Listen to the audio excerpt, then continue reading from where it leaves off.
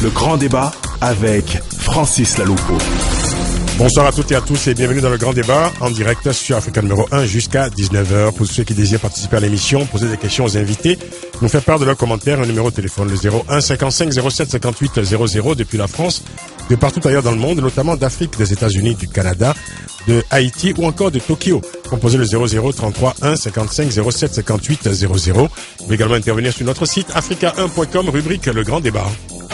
Africa numéro 1, le grand débat, Francis Laloupo.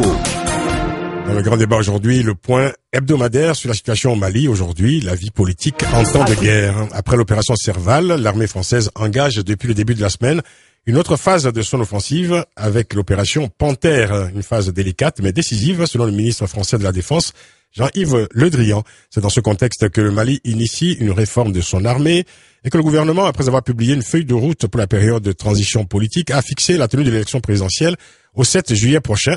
Mais les conditions sont-elles réunies pour mener à bien ce chronogramme dans un pays miné par une longue crise qualifiée de multidimensionnelle? Analyse et explication dans ce grand débat. L'émission est réalisée par Jérémy Boucher. Le grand débat sur Africa numéro 1. Le grand débat.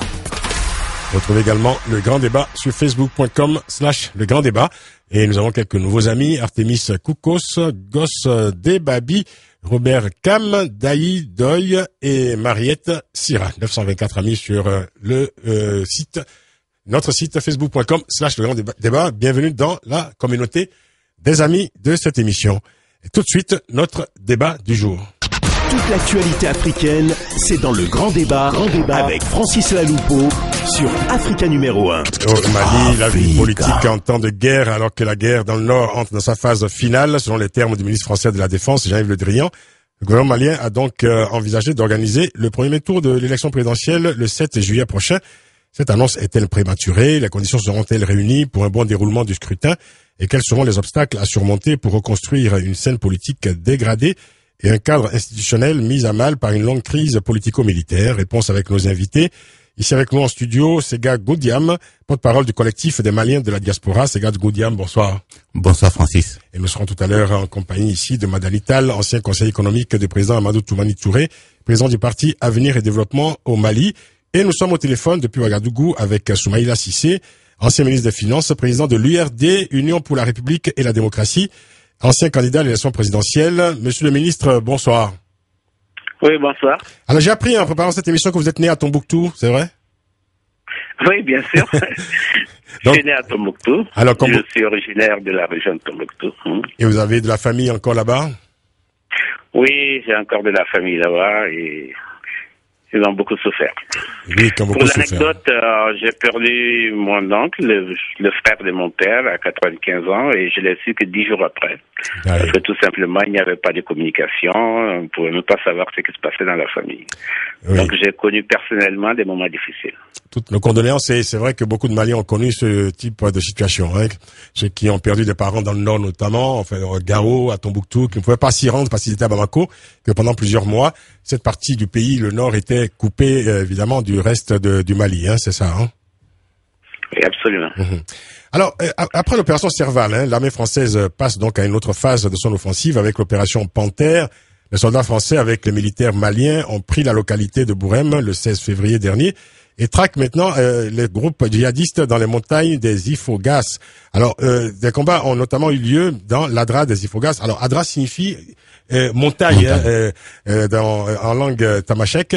Alors, c'est au nord-est du pays, alors où les djihadistes semblent aujourd'hui pris en étau. Alors, les combats ont coûté la vie à un soldat français et à plusieurs islamistes. Alors, Sega Goudiam, est-ce que vous pensez qu'il s'agit là d'une phase décisive de la guerre, comme l'a dit le ministre français de la Défense? Bonsoir Soumaïla. Bonsoir. Depuis Ouagadougou. Je réponds à Francis et je m'associe à Francis pour les condoléances. Merci. Oui, Francis, est-ce que c'est décisif? Cela dépend de quel point de vue on se situe. Du point de vue malien, c'est décisif en ce sens que les islamistes se sont probablement regroupés dans les montagnes et que de les détruire dans ces montagnes lèverait une hypothèque sur la sécurité des régions nord. C'est décisif pour la France pour d'autres raisons qui sont complémentaires. C'est qu'il y a probablement dans ces endroits-là les otages qui sont détenus par les islamistes de longue date pour certains. Et donc il y a de calendrier. Il y a la sécurité des régions nord, mais il y a également, et je l'espère, la sauvegarde de la vie des otages français. Soumaïla Cissé, alors quel regard vous portez, vous, en tant que grand acteur de la vie politique au Mali, sur la structure du conflit actuellement, c'est-à-dire l'intervention française et la constitution progressive de plus en plus précise maintenant des troupes africaines? Oui, je pense d'abord que, comme tout le monde l'a dit, c'est que cette intervention a été salutaire. Aujourd'hui, il faut la mener au bout. Il faut surtout éviter que les mêmes causes reproduisent les mêmes effets. Donc, il faut analyser les choses non seulement du point de vue militaire, mais aussi après du point de vue social et politique. Il est évident aujourd'hui, comme l'a dit Sega, que la Drame des Ifora, ça a été toujours une sorte de sanctuaire, de repère du djihadisme aujourd'hui, en tout cas de tout ce qui est rébellion, de tout ce qui peut être considéré comme des bandits armés, et il faut pouvoir les traquer le plus loin possible. Je crois que ceci est indispensable. Mais il est évident aussi que les troupes africaines soient interpellées et que notre organisation sous-régionale, la CEDEAO elle-même est interpellée. Il est évident aujourd'hui qu'au sortir de cette campagne militaire, il va falloir revoir le dispositif sécuritaire sur l'ensemble de la région et que ces armées puissent être opérationnelles et qu'elles puissent défendre le territoire communautaire. Moi, je prends les choses dans leur ensemble. Donc, je pense qu'aujourd'hui, il y a quelque chose de nouveau qui est là. Et forcément, il faut trouver une solution désormais adaptée à la situation. Les armées individuelles ont fait leur temps. Et aujourd'hui, les problématiques étant globales, il est évident qu'il nous faut des solutions globales. Solutions globales et solutions durables, ces gars. Dites-moi, alors, finalement, on est en train de détruire un mal qui est plutôt ancien, quoi. On est en train de détruire un mal avec lequel nous avons malheureusement vécu trop longtemps au Mali. Et je rebondis sur ce qu'a dit Soumaïla. Je reviens pas sur son analyse sur le rôle de l'armée française et le rôle à faire jouer à des armées, à des forces en attente à venir éventuellement. Je reviens pas sur cette partie-là. Je retiens une chose qui m'a paru importante dans ce qu'il a dit. Il a dit il faudrait pas qu'on on retombe dans la même situation que celle qui a entraîné la crise ou les crises que nous vivons actuellement, tant sur le plan militaire que sur le plan politique. Et justement, on va devoir y revenir sur ce sujet au cours de l'émission. On va en parler, justement, de cette fameuse feuille de route. On parle de feuille de route, on parle d'élections, et la question essentielle que nous nous posons, nous, comme société civile, puisque nous ne sommes pas impliqués et nous ne souhaitions pas nous impliquer dans la vie politique, nous avons été obligés de le faire parce que le pays était en danger. La question que nous nous posons et ce que nous allons devoir exiger les uns des autres, c'est que nous ne retrouvions pas le même personnel avec les mêmes travers pour ne pas faire courir les mêmes risques au pays. Ceci, il faudrait que tout le monde l'ait compris. Il faudrait qu'on en ait des garanties. Donc la question du calendrier n'est pas une question essentielle. La question c'est comment arriver à apurer ou à nettoyer les écuries, en l'occurrence. d'OGEAS et les écuries électorales. Alors, restons encore un instant sur les questions militaires. On sait que certains acteurs extérieurs de la crise malienne, je pense notamment, essentiellement aux États-Unis d'ailleurs, ont proposé le déploiement au Mali de casques bleus de l'ONU. On a plutôt remarqué une forme de réticence, en tout cas, de la part des autorités maliennes et de l'opinion malienne. Comment expliquer, je dirais, cette réticence à l'égard d'un déploiement des casques bleus au Mali? Je vous pose la question à tous les deux. Je vais commencer avec vous, Sega Goundia. Alors, il y a deux lectures possibles de cette proposition. La première, c'est de dire les casques bleus n'ont pas fait leur preuve ailleurs. On a vu que c'est souvent des troupes qui ont l'arme au pied et qui ne réagissent pas et qui se replient, comme nous l'avons malheureusement souvent fait au niveau de l'armée malienne, qui se replient sans arrêt. On le voit encore au Congo, RDC. Et donc de ce point de vue-là, ce n'est pas une garantie, ça fait plutôt peur. Mais en même temps, il y a une deuxième lecture possible. Si les casques bleus, ça devait être la transformation de la MISMA actuelle, y compris pourquoi pas les Tchadiens qui sont au Mali, si c'est la transformation de ces troupes en casque bleu avec le même mandat qu'ils ont aujourd'hui et qu'elles ont aujourd'hui ces forces, il n'y a pas de souci, l'appellation importe peu. Il y a peut-être une astuce en termes de financement par l'ONU qui consisterait à faire passer, mais ça c'est pas important. Non, ce qui est important, c'est quelle est la mission par rapport à quelle force. C'est très clair ce que vous dites. Soumaïla, si c'est votre opinion sur ce sujet? Oui, moi je pose le problème de notre façon. D'abord, c'est pas la couleur des casques qui est importante. Ce qui est important, c'est d'abord la mission. Quelle mission, quel mandat, quels sont les termes de référence. Qu'on se mette d'accord sur ça pour pouvoir avancer. La deuxième chose, c'est quelle alternative? S'il n'y a pas les casques bleus, qu'est-ce qu'il y a? Qu'est-ce qu'il y a et qu'est-ce qu'il y aura dans la durée? C'est comme ça qu'il faut poser les questions. Et une fois qu'on a de bonnes réponses à ça, on peut dire, bon, on veut les casques bleus tels que proposés, ou on n'en veut pas parce qu'on a une autre solution. C'est ça. Et je crois qu'aujourd'hui, il ne faut pas se cacher, il faut être réaliste, il y aura forcément un problème de financement. Et les armées africaines qui sont sur place ne sont pas si bien loties que ça aujourd'hui déjà. Et chaque pays doit prendre en charge ses troupes pendant au moins 3 mois. Et au bout des 3 mois, qu'est-ce qui va se passer? Qui va prendre en charge et comment on va récupérer le terrain pour ne pas revenir à la situation antique? Je crois qu'il faut reposer les problèmes dans leur ensemble, ne pas avoir des positions de principe a priori. On veut régler un problème. Quelles sont les solutions disponibles pour régler ces problèmes? C'est quand Goudiama, on sait que l'armée française, en plus de la collaboration de l'armée malienne et des soldats tchadiens notamment, ou africains de manière plus générale, fait appel également à ce qu'on appelle les milices Touareg. Et parmi ces milices, celles composées par les membres du MNLA, qui auraient, dit-on, une bonne connaissance dans cette région du Mali, raison pour laquelle la France appuierait donc sur ces membres du MNLA. Comment vous jugez cette contribution du MNLA à la guerre menée par les troupes françaises et africaines aujourd'hui?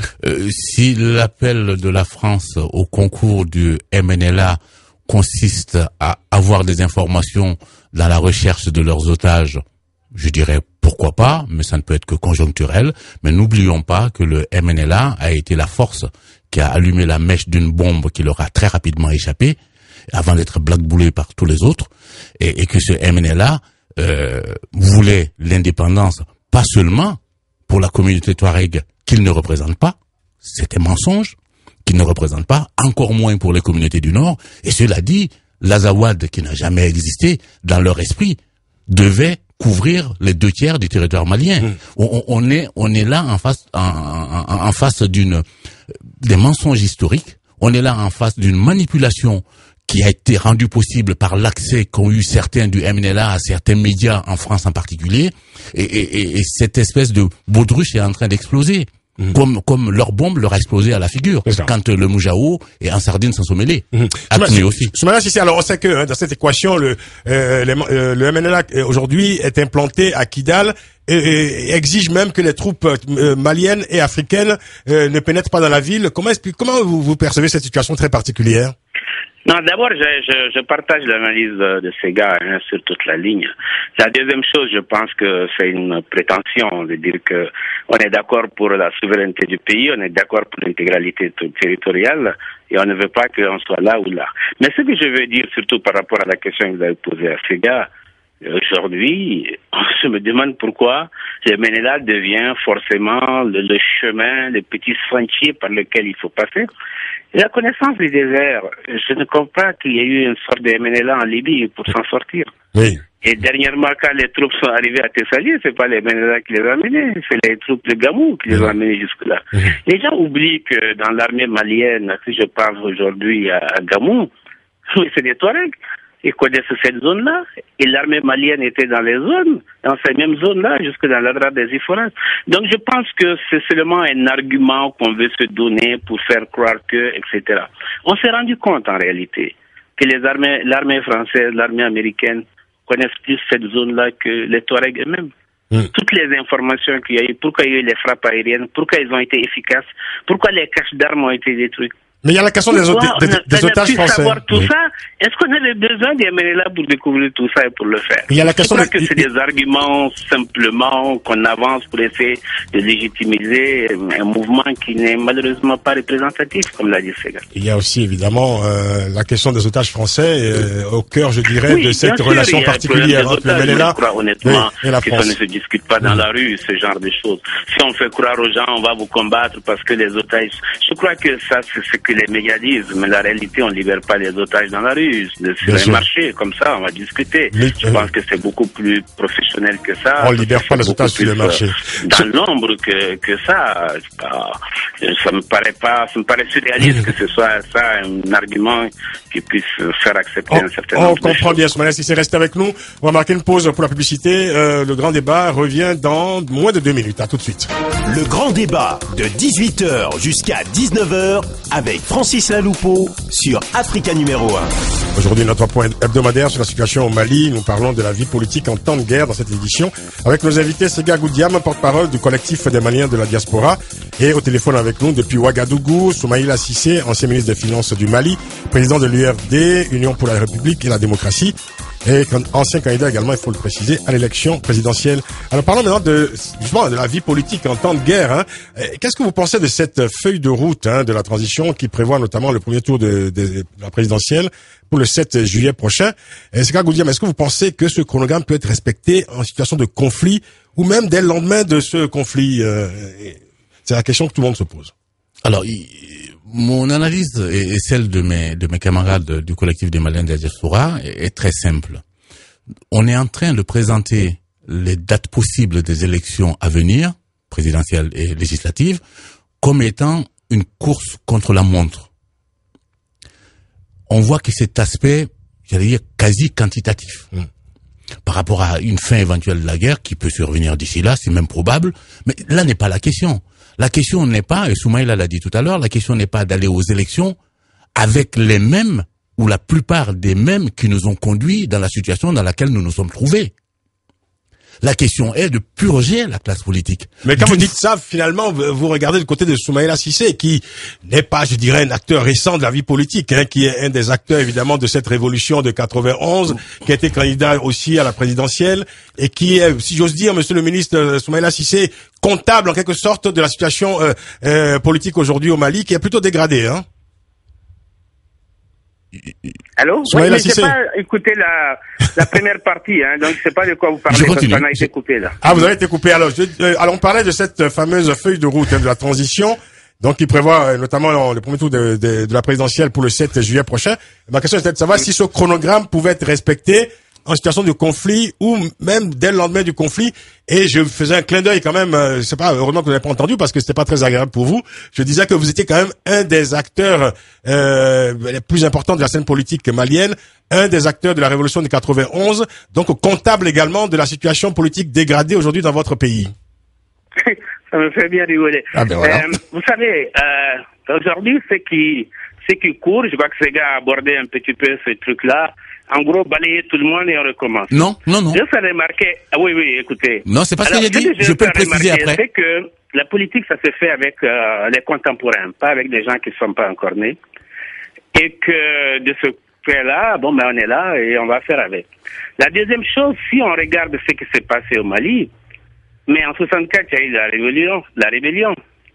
Les acteurs de l'époque ne sont plus là. Oui. Il y a eu de nouveaux acteurs. En 90, il y en a eu encore une autre. Ils ne sont plus là. En 2006, il y en a eu une autre. Ils ne sont plus là. Et on va continuer comme ça et à chaque fois, on va croire que c'est les générations d'antan. Moi, personnellement, ça fait 10 ans que je ne suis pas au Mali. Oui. En quoi suis-je comptable de ce qui s'est passé dans les 10 dernières années? Parce que j'étais là en 90. Oui. Ou en 92, j'étais au gouvernement. En 10 ans, j'étais pas au Mali, je suis comptable de ce qui s'est passé. Vous étiez quand même attentif à ce qui se passait chez vous. C'est 1 an, c'est 10 ans, c'est 20 ans, c'est 30 ans. On s'en sortira jamais à ce rythme-là. Je crois qu'aujourd'hui, il faut poser clairement les problèmes et essayer de les résoudre. Invectiver les uns les autres, ça ne fait pas. Non, il n'y a pas d'invective. Le mieux, c'est de faire venir ceux et de discuter avec ceux qu'on accuse de ceci ou de cela pour qu'on puisse s'en sortir. Non. À moins que je n'ai pas bien compris votre question, en tout cas, je n'ai pas suivi le début. Non, ceci dit, il n'y avait pas d'invective de ma part. De toute façon, on va écouter Sega Goudiam. De votre part, mais Soumaïla. Va dans la même veine. Soumaïla, on va poser le débat tranquillement. Il ne s'agit pas de polémiquer. Personne ne peut dire. C'est Sega Goudiam qui parle. Personne ne peut dire. Personne ne peut et ne doit dire. On va balayer tout le monde. À quel titre? Sur quels critères? Mais je termine si tu permets. Je termine si tu permets. Ce qui s'est passé est très grave par rapport à l'avenir du pays et par rapport à son présent. Il n'aurait pu ne pas exister aujourd'hui. C'est à cause de ça que nous, qui sommes, beaucoup d'entre nous qui sommes dans la diaspora, nous nous sommes mêlés à cette histoire-là. La politique, on vous l'a laissée. On s'est mêlé. On nous a. Je continue si tu permets encore une fois. Je veux pas te dérouter dans mon explication et dans ma démonstration. C'est-à-dire que vous parlez de ça. Je continue si tu permets. Je continue si tu permets. Je continue si tu permets. Et on va arriver à des choses beaucoup plus précises. On va écouter Soumaïla Cissé parce que lui il est au téléphone, donc il est un peu désavantagé par rapport à vous. Allez-y, monsieur le ministre. Bon, écoutez, je vous écoute là. Allez-y. Ah ben d'accord, écoutez, à vous. Alors je termine. On a été obligé de se mêler à ces histoires-là et on a constaté un certain nombre de choses. Je ne parle pas du tout de tous ceux qui sont dans la classe politique depuis 20 ans ou depuis 30 ans, c'est pas la question. Le seul critère qui vaille est le critère de la responsabilité individuelle. On ne peut pas balayer les gens simplement parce qu'on en pense du bien ou du mal. Il faudrait balayer les gens sur des critères de justice. Ceux qui ont des choses à se reprocher, ceux qui en ont moins à se reprocher, ceux qui n'ont rien à se reprocher. Il faut être capable de faire la part des choses. Et ça s'appelle la lutte contre l'impunité. La lutte contre l'impunité, ça passe par une réforme sérieuse de la justice. Ça me paraît beaucoup plus important que de se précipiter dans les élections. De 1960 à aujourd'hui, la société civile a participé aux différents gouvernements du Mali. Vous ne pouvez pas le nier. Aujourd'hui, faire croire que le gouvernement du Mali a été composé uniquement de politiques, c'est faux. J'ai pas dit ça. C'est absolument faux. Vous savez que c'est faux. Et vous savez, dans notre pays, la classe politique aussi est une nébuleuse. La classe politique est une nébuleuse, mais la société civile est encore plus une nébuleuse. Et vous le savez très bien. Mais c'est pas la question. Non, je crois qu'on va pas rentrer dans cette Non, c'est pas la question. Maintenant, tu déplaces le problème. Soumaïla Cissé, vous êtes aussi comptable d'eux. Il s'agit de responsabilité individuelle. Tout à fait. Et c'est de ça. C'est moi qui l'ai dit. Cette responsabilité individuelle-là, je ne l'accepte pas. Oui. Non. Enfin, en tant qu'acteur politique, quand même. J'ai raison de polémiquer parce que vous avez amené le problème sur un problème personnel. Non, pas du tout. Mais je pense que tout acteur. Mais M. Lompoulou, c'est ce que vous avez dit. Non, je veux dire que tous les acteurs politiques maliens, quels qu'ils soient, y compris la société civile, sont comptables de la situation actuelle. Donc tous les Maliens sont comptables, ils étaient tous là. C'est pas de vous que je parlais particulièrement. Je veux dire, en plus, bon alors, passons, on va pas perdre le temps sur ça. En plus, j'imagine que vous avez quand même encore quelques ambitions politiques pour votre pays, quand même, Soumaïla Cissé. Mais qu'est-ce que ça a à voir avec ce que vous dites? Non, ça n'a rien à voir, mais c'est pour ça que qu'est-ce que ça a à voir? Non. Oublions cette boutade et surtout ne nous en servons pas pour sortir du vrai débat. Le vrai débat, il est celui-ci. Est-ce qu'il y a des gens qui ont des choses à se reprocher depuis toutes ces années? Si oui, est-ce qu'ils doivent rendre des comptes à la justice? La réponse est oui. Est-ce que ceci doit les empêcher, si tant est qu'il est prouvé qu'ils aient quelque chose à se reprocher? Est-ce que ceci doit les empêcher de se présenter? C'est la justice qui... Alors, c'est quand je ressente le débat parce que ma question était quand même celle-ci. Soumaïla Cissé. Excuse-moi, Sega. Oui. S'il y a des gens qui ont des choses à se reprocher, ils ont à se reprocher. C'est à la société de dire ces gens-là, on leur reproche quelque chose. Si je me reproche quelque chose que je reste enfermé dans ma chambre, ça ne sert à rien. C'est la société, par les institutions que nous avons mises en place, de dire, Monsieur Sega Goundiam, on lui reproche ceci. Soumaïla Cissé, on lui reproche ceci. C'est exactement ce que j'ai dit. Poser les débats. Alors, justement, pour recentrer le débat. On lui reproche ceci. Est-ce que notre justice est saine? Est-ce que notre justice peut faire le travail? Est-ce que nous sommes tous contre l'impunité? Mais bien sûr qu'on est contre l'impunité. Il faut mettre en pratique. Ceci dit, on est en train de vouloir bâtir une démocratie dans une république. À partir de là, on dit, voilà les critères pour que quelqu'un puisse se présenter. Il a des nationalités maliennes, il n'a pas de casier judiciaire, etc. Voilà ces conditions. Une fois que ces conditions sont remplies, ces gars, on ne peut empêcher à personne de se présenter devant le peuple. C'est le peuple qui est juge. Et ce peuple dira, mais celui-là, bien que tout le monde ait dit sur les radios, partout, qu'il est mauvais, eh bien c'est celui-là que je veux. Et une fois que le peuple dit c'est celui-là que je veux, je suis désolé, les intellectuels, vous pliez et vous acceptez la volonté du peuple. Mais vouloir jouer à l'intellectualisme, pour dire nous pensons qu'un tel a des choses à se reprocher, et que ce type-là, puisqu'il a des choses à se reprocher, eh bien nous n'acceptons pas qu'il se présente à des élections. Mais qu'est-ce que vous voulez mais c'est pas du tout ce que j'ai dit. C'est pas du tout ce que j'ai dit. Alors justement, pour recentrer justement le débat, ma question était celle-ci, Soumaïla Cissé. Est-ce que le chronogramme qui est proposé actuellement par cette feuille de route pourrait être respecté selon vous ou pas, compte tenu du contexte actuel? Non, moi je dis, un gouvernement est responsable de la préparation des élections. Le gouvernement a toutes les clés. Moi, j'ai pas toutes les clés. Moi, je ne peux pas vous dire où en est la préparation du fichier électoral. Je ne peux pas vous dire où en est la mobilisation des financements pour ça. Je ne peux pas vous dire quelles sont les dispositions prises pour que les réfugiés rentrent chez eux pour voter ou bien qu'on les fasse voter sur place. Oui. Est-ce que je peux avoir la prétention, assis ici à Ouagadougou, de vous dire que la date n'est pas bonne ou que la date est bonne? Moi, je pars du principe que chacun doit jouer son rôle. Les vaches seront bien gardées, comme on dit. Mais quelle est votre appréciation, justement, de cette feuille de route? Moi, mon appréciation de la situation, oui. Si les partis politiques, les candidats, ceux qui vont compétir, mais ils ont une date. S'il n'y a pas de point de mire, on ne dit pas aussi où est ce point, où est cette mire, où est-ce qu'elle se trouve, c'est le 7 juillet. Mais il n'y aura rien.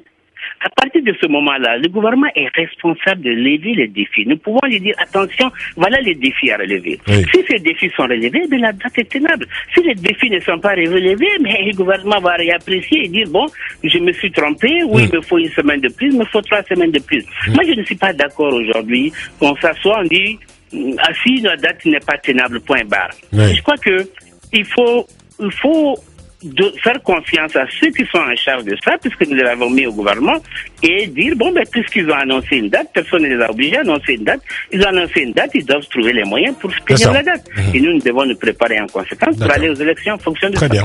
Soumaïla Cissé, ancien ministre des Finances du Mali et ancien candidat à l'élection présidentielle, président de l'URD, Union pour la République et la démocratie, sont également accompagnés de Sega Goundiam, porte-parole du collectif des Maliens de la diaspora. Et nous faisons le point hebdomadaire sur la situation au Mali. Aujourd'hui, nous parlons de la vie politique en temps de guerre. Restez avec nous, on revient dans 2 minutes. À tout de suite. Jusqu'à 19h, le grand débat avec Francis Laloupeau sur Africa numéro 1. La vie politique au Mali en temps de guerre, nous en parlons avec nos invités, Sega Goundiam, Soumaïla Cissé, et nous avons été rejoints par Madani Tall, ancien conseiller économique du président Amadou Toumani Touré, et surtout président du parti Avenir et Développement au Mali. Madani Tall, bonsoir. Bonsoir Francis. Alors on va poursuivre ce débat. Alors donc feuille de route pour la transition, élection présidentielle prévue pour le 7 juillet prochain. Alors en attendant, il est question de former les soldats, de reconstruire avec l'aide de l'Union européenne notamment une armée capable d'assurer la sécurité de l'État et surtout de garantir la sauvegarde de l'intégrité territoriale. Et pendant ce temps, il faut également reconstruire la vie politique dans le pays, assainir les institutions. C'est de ça que nous parlons aujourd'hui principalement. Bref, c'est tout le Mali qu'il faut reconstruire, Sega Goundiam. Est-ce que vous pensez que cela peut se faire en l'espace d'une année? C'est bien la question, quoi. Ça en fait beaucoup de choses, mais il faut croire que rien n'est impossible au Mali. Ce que je crains. Enfin, le pire aussi, c'est que le pire n'est pas certain. On a frôlé le pire. On a frôlé le pire. La reconstruction de l'armée, ce sera forcément une œuvre de longue haleine. Et encore, reconstruire l'armée, beaucoup entendent apprendre aux soldats à tirer ou à se battre. C'est pas seulement ça, c'est aussi leur donner des valeurs républicaines. On en est très très loin au Mali aujourd'hui. La reconstruction de la vie politique demandera beaucoup plus de temps.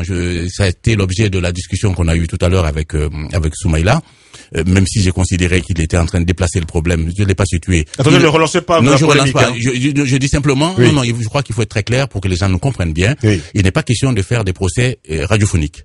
Il n'est pas question de faire des procès populaires. C'est pas l'invective qui désigne qui est coupable, qui n'est pas coupable. Oui. Ce que nous disons, c'est qu'il faut reformer la justice de façon à ce que des plaintes devant cette justice puissent déterminer qui est coupable de quoi. Et en conséquence de quoi on est éligible ou on ne l'est pas. Et je crois qu'il faut être très très clair là-dessus. Nous ne demandions rien en tant que diaspora, on était tranquille. Ils ont failli faire crever le pays. On va pas les laisser recommencer, c'est aussi simple que ça. Alors, puisqu'on parle de la réforme de l'armée, Madani Tall, qu'est-ce que vous pensez de la charge confiée au capitaine Sanogo de réformer justement l'institution militaire au Mali? On en a parlé il y a quelques jours dans cette émission. Ça s'est passé évidemment grande cérémonie à Koulouba, au palais présidentiel. Il a été c'était le sacre du capitaine Sanogo, putschiste célèbre de mars 2012. Et qu'est-ce que vous en pensez? Vous savez, grand frère, que je ne pense pas à grand-chose de tout cela. Et que j'estime que nous avons suffisamment d'officiers valables dans l'armée malienne pour confier à un jeune capitaine la réforme de l'armée. Je pense qu'il n'a fait ni l'école de guerre, ni n'a été accepté jusqu'à terme au Britannique militaire, ni n'a les compétences pour réformer l'armée. Et qu'il s'agit d'une nomination de complaisance qui peut, dans le meilleur des cas, avoir pour objectif d'essayer de calmer un peu le jeu, bien que je désapprouve. Mais c'est la décision du chef de l'État par intérim, et j'espère de tout cœur que les élections se tiennent au plus tôt, afin que une autorité légitime vienne mettre réellement de l'ordre dans les institutions maliennes. Oui. Et je tiens à dire, lorsque l'on parle de l'armée malienne, que l'armée malienne est plurielle. Et lorsque l'on parle de l'armée malienne, on pense toujours... Elle est plurielle, elle est parfois désorganisée aussi. On parle toujours de ces jeunes putschistes. Mais l'armée malienne, c'est aussi le colonel Dako qui se bat sur le front. C'est Dembélé aussi. C'est le général, le colonel Oulbeidou ou le colonel Gamou qui sont sur le terrain. C'est une multitude d'officiers valeureux qui se battent aujourd'hui pour leur patrie. Oui. Et que jusqu'au 22 mars, l'armée malienne tenait Kidal, Gao et Tombouctou. Et que ce n'est qu'à la suite du coup d'État que la hiérarchie a été déstructurée. Oui. Et qu'aujourd'hui, ce qu'il a été attendu de l'armée malienne est demandé à des forces multinationales, que même la France, qui s'est portée volontaire à nous secourir, demande l'assistance des États-Unis. Et que donc c'est un problème qui dépasse le cadre simplement de l'armée malienne, parce que c'est un problème transfrontalier dans une zone qui fait 5 fois la taille de la France. Et que la MISMA est composée de 2000 Tchadiens, de 3000 Nigérians, de 500 Ivoiriens, et que tous ces soldats, nous les avions réclamés bien avant le coup d'État, et que ce n'était pas audible. 5000 soldats africains aujourd'hui, sur le sol malien. Voilà, donc je pense qu'il faut, lorsque l'on parle de l'armée malienne, à faire attention à ne pas mettre cette majorité de soldats valeureux et d'officiers valeureux et à confondre ça avec des cas conjoncturels. Mais ces cas conjoncturels, justement, sont un peu, je veux dire, le grain de sable dans les rouages de la machine Mali. Les minorités violentes, les minorités violentes sont toujours plus visibles. Sont toujours plus visibles. C'est comme aujourd'hui le MNLA est considéré comme la personne avec laquelle discuter parce qu'ils font du bruit et qu'ils ont des armes, mais ils ne représentent pas la majorité des Touaregs. Il y a une pétition en circulation en ce moment de la part de notables Touaregs, dont le jeune frère El Mehdi, Agmoufta, ou le professeur Assadek, qui dit que nous, Touaregs maliens, nous ne nous reconnaissons pas en le MNLA. Mais pourtant, ce sont les membres du MNLA qui ont les armes, mais ils ne représentent pas les Touaregs. Et de la même manière, la junte aujourd'hui détient la réalité des armes, mais elle ne représente pas l'armée. Voilà. Soumaïla Cissé, que pensez-vous justement du fait que ce capitaine Sanogo soit toujours aujourd'hui au centre du jeu politique à Bamako? Bon, je suis d'abord désolé, j'ai été coupé depuis le début, donc je n'ai pas du tout su ce que vous avez dit. Ah ben oui, j'ai été coupé au moment où Sega disait que je faisais un amalgame ou je sais pas quoi, après j'ai plus rien entendu. J'ai pu comprendre que le problème c'était d'abord le problème de la reconstruction de l'armée. Moi j'ai une analyse que je voudrais partager avec tous, c'est que l'armée malienne est en déliquescence, je crois qu'on est tous d'accord, mais je me demande si en réalité ce n'est pas le cas de la plupart des armées. Tout simplement parce que moi j'ai été ministre des Finances pendant 6-7 ans et je sais que les politiques qui ont été menées dans toute l'Afrique avec nos partenaires de la Banque et du Fonds monétaire excluaient quelque part tout ce qui était dépenses de souveraineté qui étaient laissées à la disposition des États. On met 50% à l'éducation, 10% à la santé, 15% à l'agriculture, 18% aux investissements, etc., etc. Déficit budgétaire limité à 5%. On restait sur la portion congrue. Et ça a duré 40 ans. Pendant 40 ans, il n'y avait pas de ressources pour mettre dans l'armée. Parce que tout le monde considérait que l'armée, c'était quelque part inutile. En tant que ministre des Finances, j'ai eu mes intellectuels qui m'ont dit, écoutez, faites comme au Costa Rica. On n'a besoin que de la gendarmerie et de la police. Il ne faut pas s'étonner aujourd'hui qu'il y ait des situations comme ça. Ces situations-là découlent de choix qui ont été faits dans tous les pays sous ajustement pendant près de 40 ans. C'est tout ça qui est à revoir, c'est tout ça qu'il faut reposer. Vous savez, on a eu le même problème à l'enseignement. On nous a dit, l'enseignement supérieur, c'est du luxe. Éducation des bases, c'est ça la priorité. On est tombé sur des catastrophes, on a eu les universités qu'on a, etc., etc. Donc, il faut situer ce problème beaucoup plus loin qu'il n'apparaît aujourd'hui. Aujourd'hui, c'est l'aspect phénoménal qui apparaît. Je crois que c'est beaucoup plus profond que ça. Maintenant, concernant les dispositions, je crois que moi, je me suis battu. Ça m'a valu ce que ça m'a valu pour qu'on revienne à une vie constitutionnelle normale. Parce que sans ça, je suis sûr qu'on ne pourrait pas avoir les partenaires qu'on a aujourd'hui. C'est ce qui explique qu'on a un président qui est là, qu'on a gardé toutes les institutions, y compris l'Assemblée nationale, Conseil économique social, etc.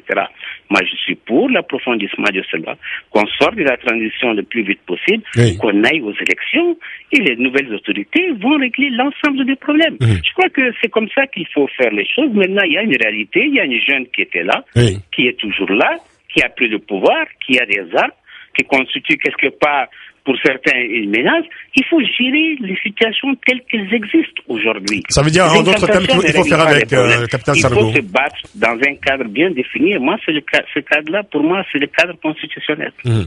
Maintenant, si c'est resté avec nous. Alors, Madame Tal n'est pas d'accord avec vous. Ensuite, on écoutera ces gars au risque de payer la cola à mon tonton, je me permets de lui dire que je ne suis pas d'accord avec le fait. C'est une histoire de famille. Bonjour, tonton, comment vas-tu? Tout le monde se connaît, hein. Bien. Mais oui, le Mali, c'est une grande famille. Qu'on se connaît. Le Mali, c'est un pays une grande famille. Et là où je ne suis pas d'accord, là où je ne suis pas d'accord, c'est le fait de dire on nous a dit. Parce que justement, nous, aujourd'hui, ce que nous voulons, c'est de dire voilà ce que l'on nous propose et voilà ce que nous aussi nous voulons. Et pouvoir dire... Tu parles de quoi, là? J'ai pas compris. On nous a dit, c'est-à-dire? On nous a dit, il faut laisser l'armée. On nous a dit, il faut faire l'éducation comme ça. Non, c'est une façon de parler. On a partagé. J'ai partagé. C'est vrai. J'ai terminé des finances. J'ai commencé par situer ma responsabilité en tant que ministre. Je ne parle pas. J'assume, Madani. Non, je ne parle pas de toi en particulier, tonton. J'ai partagé une analyse à un moment donné. Et cette analyse-là a été partagée par l'ensemble de nos partenaires. Mais nos partenaires n'ont pas toujours raison. C'est ce que moi je veux dire. C'est qu'on ne voulait pas d'une armée, mais parce que personne ne sentait la menace. Pour vous dire, mais moi, je demande la permission de parler, parce que je n'ai même pas fini de dire ce que j'avais à dire. Je l'ai écrit en 2010. Voilà, si c'est... Je l'ai écrit en 2010 à l'IOMA et je l'ai fait partager à tous les chefs d'État de l'IOMA, ils sont encore vivants. S'il vous plaît. Et je leur ai dit, faites attention, il y a un scénario de seigneur de la guerre qui arrive. Et que c'est... Voilà. Donc c'est pour dire que sur ce point-là, il n'y a pas de problème. Laissez Madame Tal exposer sa pensée jusqu'au bout, s'il vous plaît. Ce que moi je veux dire, ce n'est pas accuser le gouvernement malien. Puisqu'il est question de dire ce sont les partenaires qui ont dit de faire comme ça. Et ce que moi je dis, c'est que les partenaires disent de faire comme ça, bien nous ne voulons plus de partenaires qui nous disent faut faire comme ça. Il faut que nous aussi nous ayons...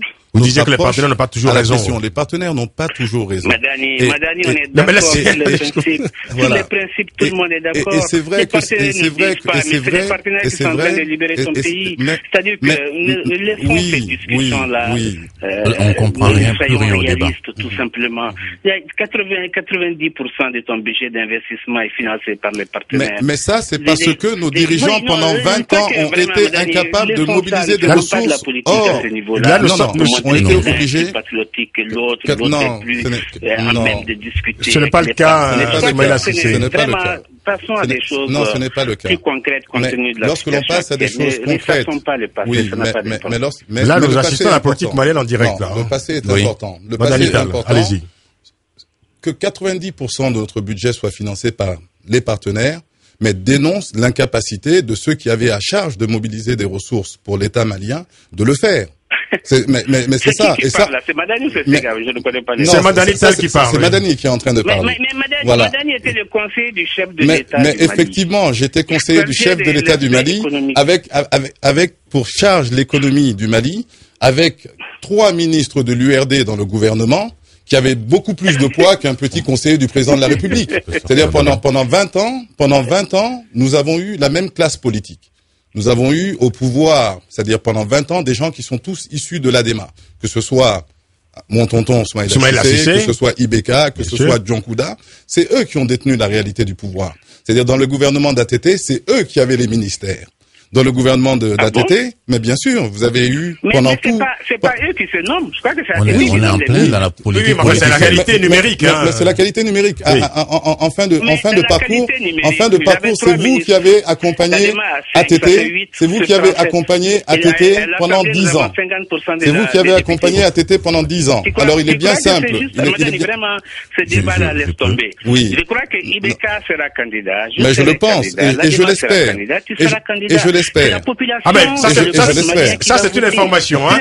Soumaïla Cissé vient de confirmer qu'il sera candidat. Qu'on va pas se présenter. Soumaïla Cissé, non, il est normal. Moi, je suis même sûr. Est-ce que vous me laissez le privilège je suis même certain de modérer ce débat? Je suis même certain. Est-ce que ces élections vont être transparentes? Est-ce que vous me laissez le privilège de modérer ce débat? Est-ce que la guerre va finir pour de bon? Est-ce que les populations vont revenir? Est-ce que les souffrances... Ce sont les questions que chacun se pose. Est-ce qu'on peut être concret? On a du mal à suivre, hein. Est-ce qu'on peut être concret? Parce que vous parlez tous en même temps. Ce n'est pas les hommes. Nous, on n'est rien par rapport C'est le forum houleux du Mali, hein, auquel on assiste là. Mais Soumaïla Cissé, alors, c'est intéressant, s'il vous plaît, ne rebondissez pas sur ce que je vais dire, mais j'ai entendu là très rapidement, hein, évidemment, c'était un peu compliqué de suivre. Mais enfin, vous venez de confirmer quand même au détour d'une phrase que vous serez candidat donc à la prochaine présidentielle. Et alors, pourquoi pas? Ah, mais très bien, mais c'était juste une confirmation, c'est une information. C'est Gagoudiam qui vous a écouté rapidement. Alors, on va marquer une pause, si vous voulez bien. Okay. Ensuite, on revient pour la suite et les conclusions de ce débat. À tout de suite. Le grand débat de 18h jusqu'à 19h avec Francis Laloupeau sur Africa numéro 1. Le point sur la situation au Mali. Aujourd'hui, nous parlons de la vie politique en temps de guerre avec nos invités. Sega Goudiam, porte-parole du collectif des Maliens de la diaspora, qui n'est pas candidat du tout à la présidentielle d'ailleurs. Pas intéressé par la politique. Mais voilà, c'est très clair. Vous êtes pas la politique vous faites partie, en tout cas, de la société civile malienne et de la diaspora, il faut le préciser. Oui. Modalital, qui est avec nous, ancien conseiller économique du président Amadou Toumani Touré et surtout président du parti Avenir et Développement au Mali et candidat à la prochaine présidentielle. Il faut le préciser. Et également avec le téléphone depuis Ouagadougou, Soumaïla Cissé, ancien ministre des Finances, président de l'Union pour la République et la démocratie. Et aussi, futur candidat à la présidentielle de juillet prochain. Comme ça, au moins, les choses sont très claires et très bien posées. Sega Goudiam, vous avez écouté. Alors, cet échange est difficile, hein, entre Modanital et Soumaïla Cissé, c'est-à-dire les deux candidats à la prochaine présidentielle. Alors, vous qui n'êtes pas candidat, apportez-nous votre propos, votre parole. Échange difficile que je regrette d'ailleurs, parce que ce n'est pas le lieu, pas en ce moment. Ce que je veux dire, on a parlé d'armée. Chronologiquement, vous avez dit un certain nombre de choses, Monsieur Tal. Chronologiquement, ce n'est pas exact. Les premières défaites de l'armée malienne, parce qu'il y en a eu avant l'intervention française, les premières défaites et les replis tactiques en repli tactique, c'était avec en face de nous des rebelles qui étaient beaucoup moins nombreux et beaucoup moins armés. Il y a un problème qui n'est pas simplement... Alors, c'est pas le moment de sortir de faire le procès de l'armée parce qu'aujourd'hui, on en a besoin. Aujourd'hui, il faut qu'on soit tous unis derrière. C'est un fait. Mais la désorganisation n'est pas liée uniquement au coup d'État. Le coup d'État a accéléré la putréfaction, ça c'est une autre histoire. C'est pas uniquement lié à ça. Tant que nous continuerons à enrôler dans l'armée des gens qui n'ont rien à voir avec le métier militaire, qui sont là parce que c'est une planque, tant qu'on continuera à embaucher et à en faire des officiers et des gens qui sont les enfants de Monsieur X ou de Madame Y, tant que nous continuerons à embaucher des gens qui viennent là juste pour des raisons alimentaires, ils ne sont aucunement intéressés, ils sont surtout pas prêts à perdre leur vie pour la patrie, tant que nous aurons une armée comme ça, elle ne vaudra rien. Alors, je continue. Non, rapidement. Sur un deuxième point, et c'est très concret. On a parlé, vous avez beaucoup parlé de financement des PTF qui orientent vers telle chose, qui est les partenaires techniques et financiers et qui orientent vers tel secteur, ce qui est tout à fait possible. On a tendance à considérer que l'armée c'est improductif, donc c'est pas là qu'il faut mettre le plus d'argent. C'est discutable, mais c'est comme ça. Mais indépendamment de ça, tout le monde sait au Mali, sauf à être aveugle, et encore les aveugles ils le savent, qu'il y a énormément de déperditions liées à la corruption, liées au détournement, liées au clientélisme. Tant qu'on n'a pas combattu ça, le peu qu'on a ne servira pas à grand chose. Comme vous disiez, il faut nettoyer les écuries de Gia. Il faut nettoyer des écuries de Gia. Mon cher Modanital, alors il faut qu'on avance un peu parce qu'il y a aussi d'autres préalables quand même à la tenue de cette présidentielle de juillet prochain, en tout cas pour la validité en tout cas de cette feuille de route, hein, notamment le retour de l'administration dans le nord du Mali et aussi la question des réfugiés. Est-ce qu'on peut assurer le retour de ces réfugiés et les prendre en charge, parce qu'il faut bien, je veux dire, qu'il y ait un minimum quand même d'administration dans le nord du Mali pour qu'on puisse voter. Est-ce que vous pensez que tout cela sera fait dans les temps? On revient au fond à la question centrale de ce débat. Est-ce que vous pensez que le chronogramme tel qu'il est établi aujourd'hui est tenable? Je pense que... Voilà, vous êtes très pressé vous-même d'aller à l'élection. Non, du tout. C'est-à-dire que l'élection, je pense que c'est le peuple qui est pressé d'avoir un gouvernement légitime. Et ce qui est souhaitable et normal.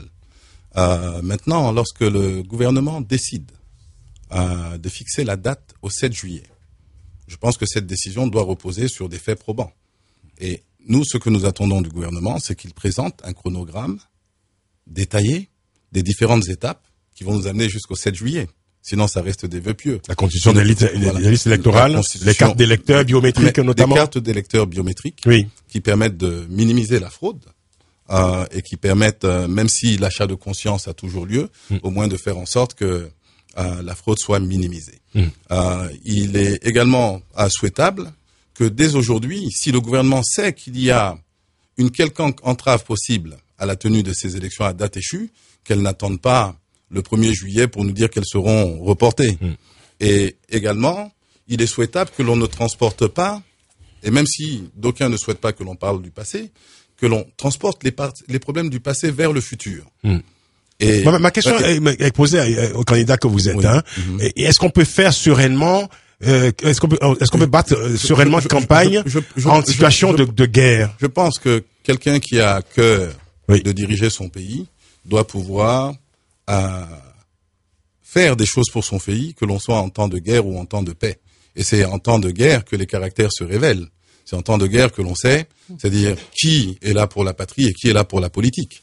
Et je pense que le fait justement que les réfugiés soient regroupés et que la plupart étaient des populations nomades facilite même le recensement.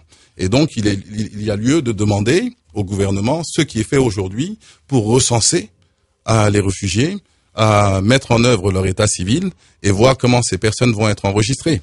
Le Nord, c'est plus ou moins 1 300 000 personnes, dont la majeure partie, c'est-à-dire ou dans les camps de réfugiés, ou à Bamako, ou sur des régions limitrophes. Sachant quand même que même en temps de paix, un des grands mots de ce qu'on a nommé avant la démocratie malienne, c'est le faible taux de participation justement des électeurs. Hein. Il y a à peine 20% d'électeurs ont voté à toutes les élections depuis 91. Il y a un peu plus de 30%.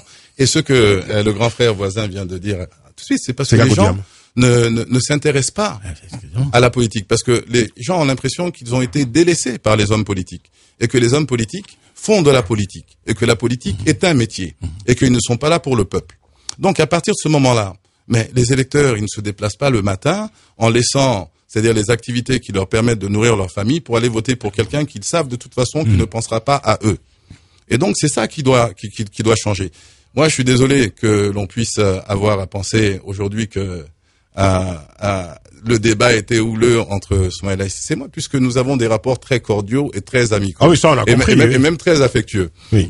Maintenant, au-delà de cela, il se peut que notre approche du Mali de demain soit différente. Bien sûr, c'est pour ça que vous êtes en compétition, c'est normal. Voilà, soit différente et c'est tant mieux. Maintenant, pour ce qui concerne le cas de l'armée, les défaites de l'armée avant le coup d'État. Ces défaites de l'armée, c'est Tinzaouaten où il y a 1800 habitants. Ce n'est pas la même chose que de dire que Tombouctou est prise, et que Gao est prise, et que Kidal est prise, et tout le Nord, et que tout le Nord est pris. C'est-à-dire, il y a une nuance qu'il faut bien sûr observer. On va écouter Soumaïla Cissé qui va nous apporter donc sa conclusion. Soumaïla Cissé, la question évidemment, est-ce que en tant que candidat, en tant qu'acteur politique, disons, hein, pour ne pas faire de mauvais esprit, on peut faire campagne sereinement en temps de guerre, ou alors il faut faire autrement la politique en temps de guerre justement, et tirer les leçons justement de cette crise que l'on a qualifiée de multidimensionnelle. Oui, je pense que, comme l'a dit d'abord Sega, il faut nettoyer les écuries de chasse. Mais il ne s'agit pas de le dire, il faut le faire. Oui. Et qui doit le faire et quand le faire. Je crois que sur ça, sur les principes, on est tous d'accord. On veut une bonne gouvernance pour notre pays. On souhaite tous un pays en bonne marche. On souhaite plus être parmi les 3 derniers de l'indice de développement humain, de PNUD. Je crois qu'il faut aussi connaître ces réalités et le savoir. Le reste, on a une armée qui a été défaite. Il ne faut pas se le cacher. Elle a été défaite, Malani, parce que, à Tombouctou, parce qu'elle a été défaite d'abord à Guelrock et un peu plus haut. Si cela n'était pas arrivé, le reste ne serait pas arrivé et le coup d'État accélérait les choses. Ça ne sert à rien, à ce niveau-là, de faire une parcimonie, une typologie des défaites. Une défaite est une défaite. Et aujourd'hui, on a besoin des armées étrangères pour remonter les choses. Tirons-en les conclusions, réorganisons-nous, remettons tout à table, que ce soit les problèmes des embauches, comme l'a dit Sega, Et soyons plus rigoureux là-dessus. Ce n'est pas que dans l'armée, dans la fonction publique, on a les mêmes problèmes. Et dans la rue, on a les mêmes problèmes. Les coins de rue, les feux rouges qu'on brûle, tout ça, ça se paye et on continue, on passe. Cette petite corruption, elle est là, elle est vivante, elle mine le pays, elle mine notre société. Et nous en sommes tous confiants. Je crois que sur ça, sur ces principes-là, on est absolument tous d'accord. Merci beaucoup. Maintenant, on est en train de préparer des élections. Ce que je disais au départ, c'est que chacun joue son métier et les vaches seront bien gardées. Le gouvernement n'a qu'à faire son travail. Les candidats n'ont qu'à faire campagne. La société civile n'a qu'à attirer l'attention sur les dérives. Et puis, chacun va réussir. Maintenant, si chaque candidat est en train d'invectiver le gouvernement parce que la fiche là, je la voulais verte, elle est devenue jaune. Non, laissons-les faire. Très bien. Assurons-nous seulement que la crédibilité chacun doit faire ce qu'il a à faire. La transparence y est et que les conditions de compétition sont les mêmes pour tout le monde. Chacun assume sa Maintenant, on est tâche. en situation de guerre. Il y a des candidats, il y a des hommes politiques, tout le monde n'est pas logé à la même enseigne. Il y en a qui ont été inquiétés, d'autres ne l'ont pas été. Il y en a qui parlent du Nord mais qui n'ont jamais dépassé Mopti, qui ne savent pas en fait en réalité ce qui se passe plus haut. Et donc, en fait, il y a ceux on a besoin de sécurité pour tout le monde.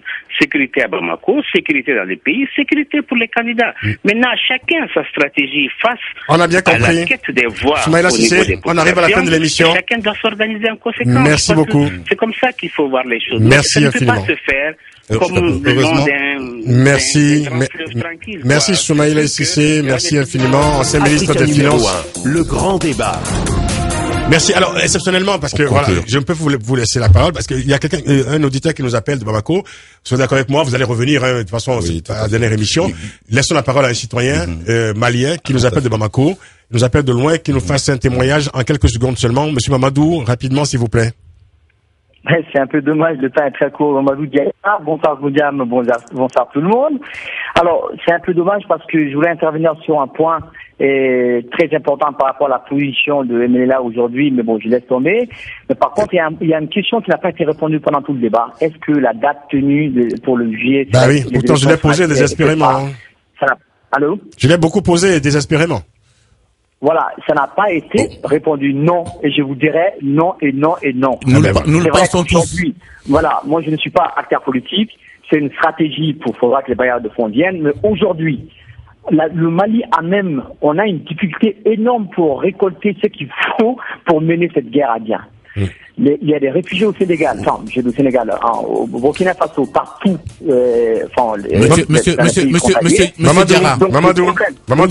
Mamadou. Je vous propose de nous rappeler demain dans cette même émission entre 18h et 19h parce que là le chronomètre s'impose à moi, il me reste juste ça fait 1 heure que j'insiste. Mais écoutez, toutes mes excuses, mais non, on vous rappellera demain sans faute hein. Merci Sega Goudiam, merci Madalital. C'est un plaisir. Je souhaite également bonne soirée à Soumaïla Cissé à Ouagadougou. Merci beaucoup. Merci à vous. Merci à l'équipe du Grand Débat. Hein. Merci à Stéphanie Hartmann qui prépare ces émissions. Merci à Jérémy Boucher, Jibiz Boucher qui l'a réalisé. Bonne soirée à l'écoute d'Africa numéro 1. Dans quelques instants, le journal préparé et présenté par nos partenaires de BBC Afrique. Et juste après le journal, n'oubliez pas la rediffusion du journal des auditeurs, le JDA de Christiane Revenot. Bonne soirée à toutes et à tous et prenez soin de vous. Africa numéro 1, le grand débat.